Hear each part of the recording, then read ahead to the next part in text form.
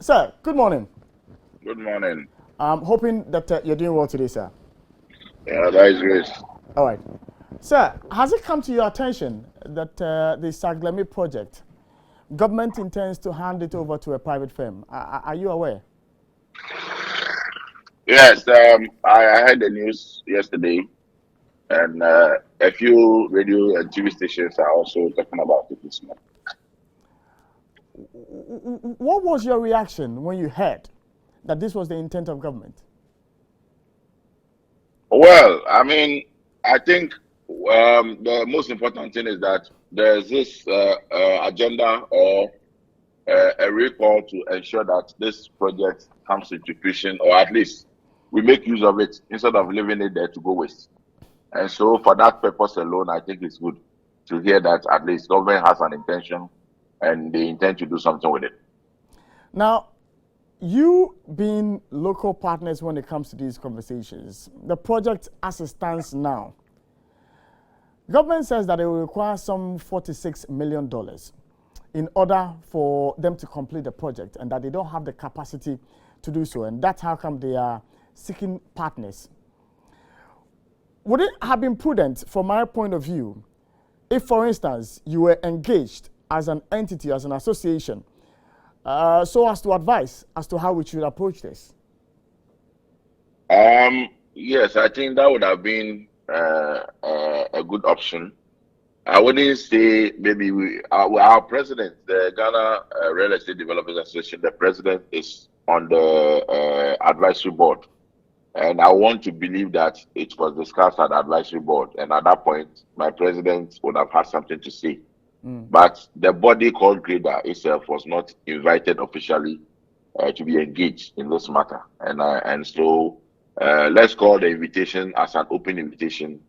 Grader can also, at this point, decide to engage the ministry, just like any private entity, and we can take it from there, I guess.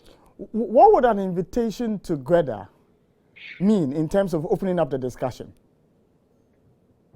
I think we are the body that is in the system already. We are a group of real estate developers that are on the ground developing housing. So I agree with you that it would have been more prudent if we have been engaged at that level first to see what the local partners can do before going to the public and inviting all others to come on board.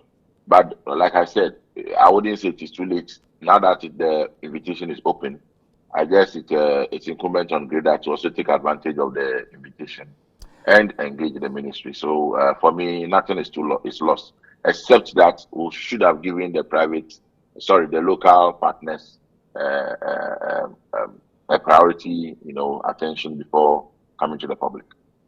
Sir, let me ask this. In your industry, is there a possibility to sell a project that's, let's say, 80%, 70% done to customers and they buy? Oh, there's nothing really wrong with it. The only thing that is a problem that I see is the controversy surrounding the project. I mean, we all heard about the cost involved. We all heard about the legal issues taken against some past government officials, that the case is in court, and all the other controversies that you are aware of. And so the first question we want to raise is that how much would they intend to sell it? Is it to make profit? Is it to break even? Or just to give it away? Because as it is now, if you look at the cost that has been sunk into the project, and you look at how much more is required to be added, and you want to work out the average cost of the units for the number of units that have been developed, it goes to tell you that it can never be in anything called affordability. So I don't know what government is really saying by selling it out to the private sector.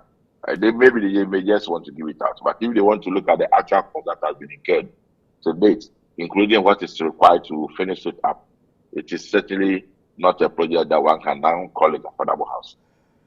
It's interesting you've gone to where I was taking you to, because I was thinking that even at its original state, we were concerned about whether it was an affordable project. But now, as it stands, if a private man takes over with profit at the back of his mind, you have already stated we can't call it an affordable housing project any longer. Obviously, that is the case.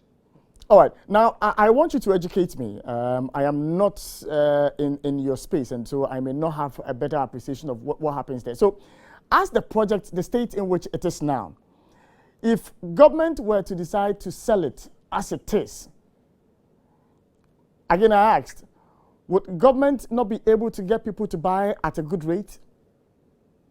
You mean to sell it as it is? As it is now. Yes, that is also an option. But you see, you remember the minister made mention of infrastructure, basic infrastructure, the off infrastructure, and then the on-site infrastructure. If these things are not brought to the site, the project cannot be habitable. And so, irrespective of how you look at it, something has to be done. Some cost has to be incurred, because if you leave that out and say, let's sell it out and organize raising funding to do the infrastructure, it is not going to be easy to get consensus on that level. So you need to bring the property into habitable state before you can sell it. As for the finishing the various units itself, I think that one can be suspended. That one is not a priority. But to bring the services onto the project, water, electricity, drainage system, and all those things must be in place before you can start selling. Chief, before we end the conversation, would it have been advisable for government to have consulted, for instance, or asked, for instance, the state housing company, Snit and Co, who are into this, project, as to whether they would be interested in the project, seeing that the project itself could serve as collateral for any of these entities to want to use to secure the funding to do or to complete the project? Yeah, I sincerely think that some level of consultation was done. If you remember the Kufuor Affordable Housing Project also, which were also never completed, the same arrangement was made. And as you may be aware, SNIT and State Housing have taken over and they are completing them. I sincerely believe that similar discussion may have been may have taken place with them. But as I said, the controversies are too much. And so those entities definitely will weigh the options of the merit of going into it or not going into it. And I sincerely think that it doesn't look like an advantage for them. That's why they may be out. I cannot tell exactly what it is, but I sincerely think that some level of consultation may have taken place at that level. Would Greta be interested if you were given the option to take over this project? I, as a executive secretary, I don't have the voice for all of them now. We also had the news coming out. I have actually advertised, put it on our platform, our executive platform, and also our CEO's platform. We'll be talking about it, and I think we'll take a decision whether to want to engage the minister fully on it, and then we'll see what can be done. But we are interested in seeing some of these things resolved along the line. We've had too many controversial projects, uncompleted projects, and so it is incumbent on all of us to bring in our expert support and advice to the state to ensure that this thing is solved once and for all, and we all begin to enjoy the benefit of what the project was meant for. I'm grateful, sir, that you made time to speak to me today, sir. Thank you very much for the opportunity as well. And that's Executive Secretary for Greta joining us this morning.